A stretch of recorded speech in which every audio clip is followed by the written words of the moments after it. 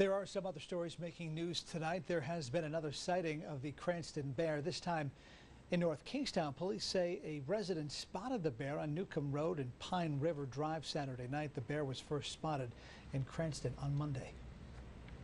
Another Massachusetts compounding pharmacy has been shut down by the state.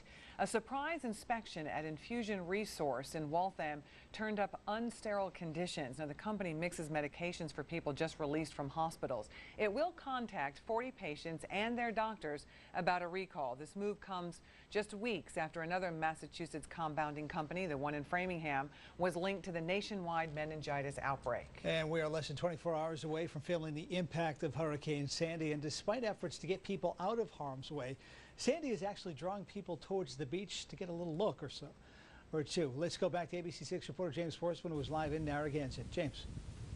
Well, John, down here off of Ocean Road, there have been more than a few people that have been stopping by to check this out for themselves. As you can see here, there's more than a few waves and the wind is very strong. There's also some cars that just recently showed up here, and you know, this is some pretty intense stuff already. You've got 30-mile-an-hour winds and 4-foot-high waves that are already crashing into the shore here in Narragansett.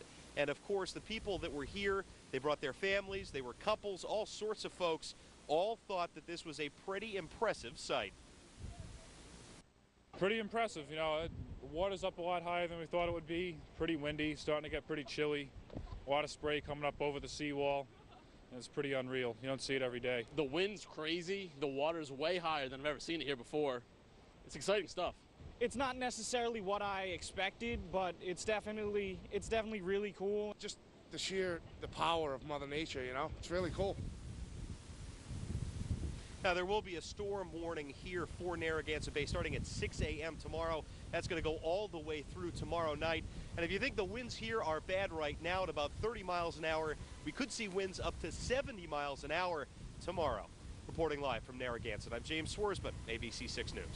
All right, thank you, James. And zoo animals have been taking shelter from the storm. Roger Williams Park Zoo brought its 100 species of animals inside tonight to safer quarters. And some of the pumpkins are coming in too. The park's Jack-o'-lantern Spectacular will be closed tomorrow and Tuesday because of the hurricane. Recognized as the most accurate in southern New England by Weather Rate. Now, your ABC6 Storm Tracker forecast.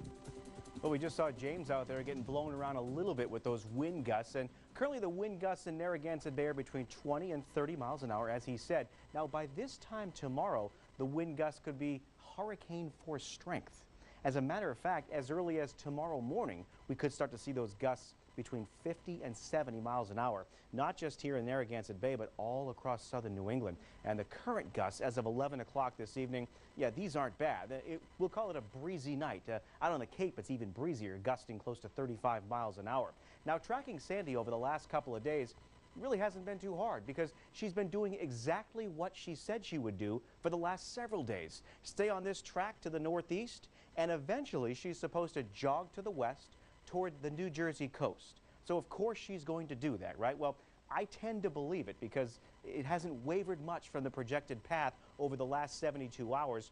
And really, the projected path continues to take it on a beeline to Atlantic City, New Jersey, late Monday night into early Tuesday morning. You see where it crosses over into land right there.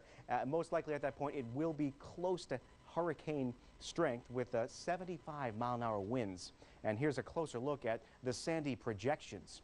From Monday evening at 80-mile-an-hour winds, when it's Monday evening, we're going to be feeling the effects of this storm very much so here in southern New England. By the time we get to the wee hours of Tuesday morning and then after sunrise on Tuesday morning, most of our advisories will have expired by then. So it's really tomorrow morning through tomorrow night that we're going to get the worst of it here in southern New England. And here's a high wind warning to show you the details. Winds from 30 to 50 miles an hour sustained, lasting for several hours on end.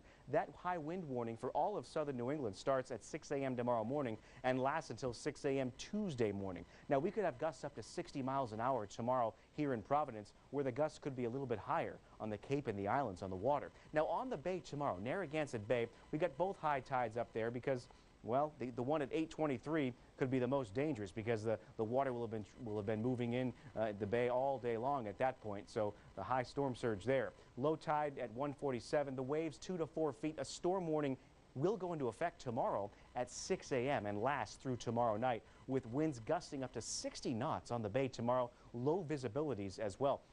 Now, flooding concerns all over the place. Along the coast, a coastal flood warning has been posted for tomorrow morning through tomorrow night and even through Tuesday morning. As a matter of fact, severe coastal flooding. We've already talked about some of the mandatory evacuations and voluntary evacuations going on the southern New England coast for that warning that goes into effect tomorrow morning. A flood watch for interior New England. You might remember during Hurricane and eventually Tropical Storm Irene last year, there was severe flooding of the rivers in interior and northern New England. That's expected to happen almost as bad, maybe even worse again. I know Vermont got hit very hard with some of the rain from last year, and they're going to get hit hard again in central and northern New England. 1 to 3 inch storm totals for rain across most of the ABC6 viewing area, greater amounts to the west and especially down near New Jersey, where the hurricane will make landfall. Most likely late Monday night into Tuesday morning. So as far as the weather for Providence for the next few days, temperature is not bad in the 60s. The wind and the rain, 50 to 70 mile-an-hour wind gusts tomorrow late morning through tomorrow night. So it's going to be a long extended period of time of those strong wind gusts, which can cause some damage to your home and property. 65 on Tuesday with showers and breezy conditions. The winds will go down to about 15 to 30 miles an hour on Tuesday, and even less wind on your Halloween Wednesday. Hopefully everybody has power on Halloween and we can all go out and have some fun, even though we might see a few showers out there during the day.